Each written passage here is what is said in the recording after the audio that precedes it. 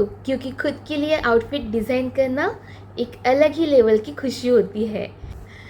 नमस्कार, आज की इस आरी वर्क की क्लास में हम आज सीखने वाले हैं सिल्क थ्रेड। सिल्क थ्रेड का वर्क जो हमने पहले चेन स्टिच में देखा हुआ है, लेकिन आज की इस क्लास में हम थोड़ा सा डिफरेंट वर्क देखेंगे जो बहुत ही आसान है और आप इजीली समझ लेंगे कि किस तरीके से किया जाता है।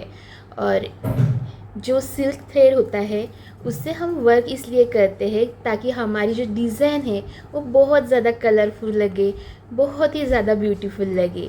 तो चलिए स्टार्ट करते हैं आज की क्लास को। सीखते हैं सिल्क थ्रेड का वर्क आरी वर्क में।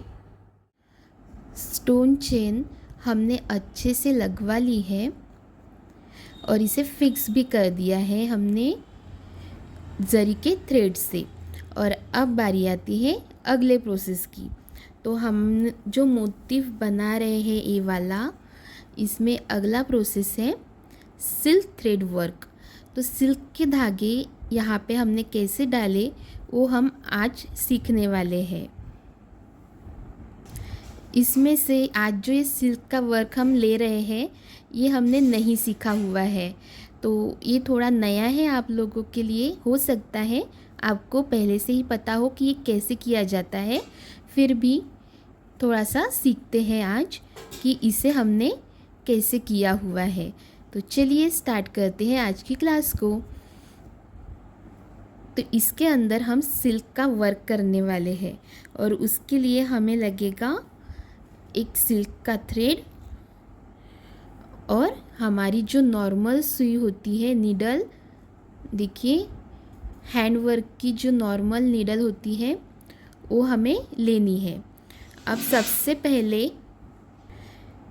ये जो सिल्क का धागा है वो कुछ ऐसे तरीके से लेना है। ऐसा देखिए, ऐसा पकड़ के फिर ऐसा, फिर ऐसा, ऐसा हमें करना है अच्छे से 4 से 5 बार। तो एक इसका एंड पॉइंट हो गया और अब इसे ऐसे खींचिए और ऐसे दूरी पर देखिए यहाँ पे हमें पकड़ना है, ये एंड पॉइंट यहाँ पे पकड़ना है ऐसे, और फिर ऐसे कर लेना है। आपको ये नहीं दिख रहा होगा, मैं ये करके बताती हूँ आपको। देखिए अब ये थोड़ा मोटा लग रहा है क्योंकि इसमें 3 से 4 सिल्क के थ्रेड है। और फिर एक जगह पे हमें नॉट टाई कर लेनी है, यानी कि यहाँ पे हमें गांठ बांध लेनी है कुछ ऐसे। अब इस सिल्क का है तो थोड़ा सा क्या हो सकता है कि ये निकल सकता है, तो इसीलिए 2 से 3 बार हमें इसे अच्छे से गांठ लगानी है। देखिए फिर से निकल गया, तो फिर से हमें ऐसा ही करना है और ऐसे ही करते करते गांठ बांध लेनी है। देखिए अब गांठ बन गई और फिर से एक बार हम फिर से वही करेंगे।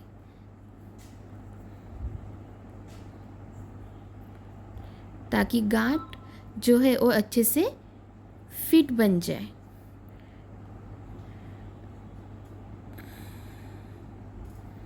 अब ये गांठ हो गई यहाँ पे।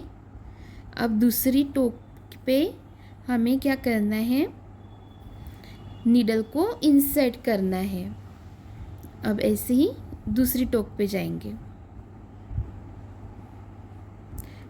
ये रहा दूसरा एंड पॉइंट, दूसरा टोक जिसमें हमें नीडल को क्या करना है, इंसर्ट करना है। तो नीडल को कुछ इस तरीके से हमें इन थ्रेड के अंदर डालना है और थ्रेड ऐसे निकाल लेने हैं। जैसे हम हैंड सिलाई के लिए करते हैं वैसा ही हमें करना है। और इसके बाद अब नीचे से, सबसे पहले नीचे से ही देखिए यहाँ से हमें यहाँ पे सुई को इंसर्ट कर लेना है।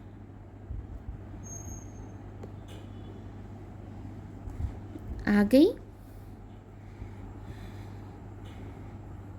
खींच लेना है ताकि जो गांठ हमने बांधी थी वो नीचे चली जाए। अब इसके बाद यहाँ से ऐसे ही इंसर्ट करना है और ये जो हमारा थ्रेड है वो ऐसे पकड़ के रखना है ताकि ये जो इसमें जो अलग अलग थ्रेड है वो निकल ना जाए, और ऐसे छोड़ देना है। अब यहाँ पे हमने गांठ इंसर्ट किया था नीडल को, तो वहीं पे ही फिर से हमें वहाँ से ही निकालनी है। नीडल हमने निकाल ली, फिर यहाँ पे इंसर्ट करेंगे।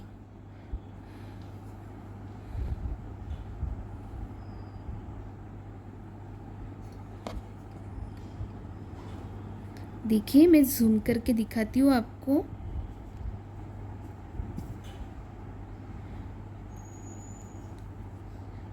कुछ इस तरीके से हमें ये वर्क करना है। अब यहाँ पे हमने डाला हुआ था तो यहीं पे नीडल आएगी, इंसर्ट करनी पड़ेगी हमें यहीं से।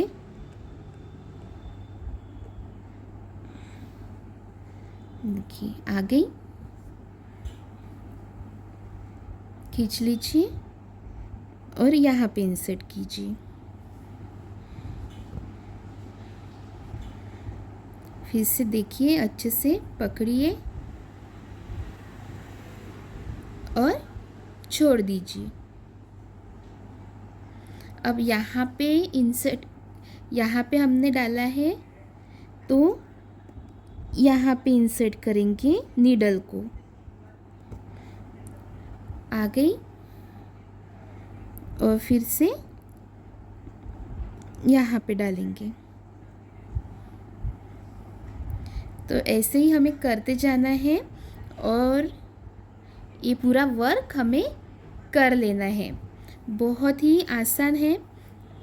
अगर ध्यान में नहीं आया तो देखिए फिर से ऐसे हमें तान लेना है और जहाँ पे हमने नीडल को इंसर्ट किया था वहीं पे ही थोड़ा सा बिल्कुल छोड़ के,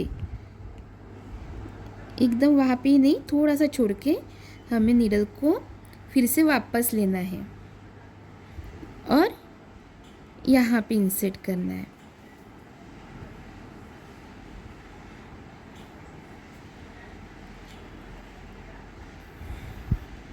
सो यहाँ पे मैंने झुमके जो है वो ग्रीन कलर में दिखाए हुए हैं। आपको जो भी कलर पसंद आए आप उस कलर में दिखा सकते हैं, लेकिन मैंने पीकॉक या फिर कोई बर्ड या तोता आप कह सकते हैं, अगर इनका मोटिफ आप ले रहे हैं तो ग्रीन झुमके अच्छे लगेंगे, इसलिए यहाँ पे मैंने ग्रीन कलर लिया हुआ है।